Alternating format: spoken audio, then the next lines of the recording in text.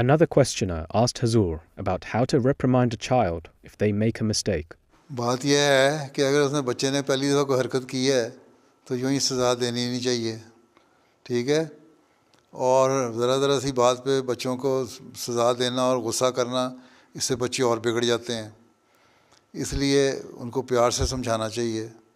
حضرت مسیح علیہ السلام نے فرمایا ہے کہ لوگ جتنا بچوں پہ غصہ نکالتے ہیں، ان کو سزائیں دینے کی طرف توجہ کرتے ہیں، اتنی اگر ان کے لیے دعاؤں کی طرف توجہ دیں تو بچوں کی تربیت اچھی ہو جاتی ہے۔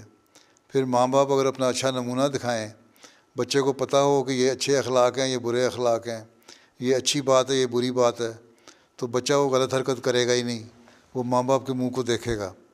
اس لیے پہلے ماں باپ اپنی اصلاح کریں، پھر بچے کو سمجھائیں پیار سے۔ سزا دینا تو ایک آخری ہے، جو بہت بڑا کوئی گناہ کیا ہو تو کوئی سزا ملتی ہے، اس میں بھی احتیاط سے سزا دینی چاہیے۔ ہاں ذرا سا جھاڑ دیا، ذرا ڈانٹ دیا، ذرا سا غصے سے اظہار کر دیا، لیکن وہ بھی ایک عمر کے بچے کے بعد، چھوٹے بچوں کو اگر آپ اس طرح کریں گے تو بچے بگڑ جائیں گے۔ بچوں کو سزا نہیں دینی چاہیے، ان کو پیار سے سمجھانا چاہیے کہ یہ بری بات ہے، یہ اچھی بات ہے۔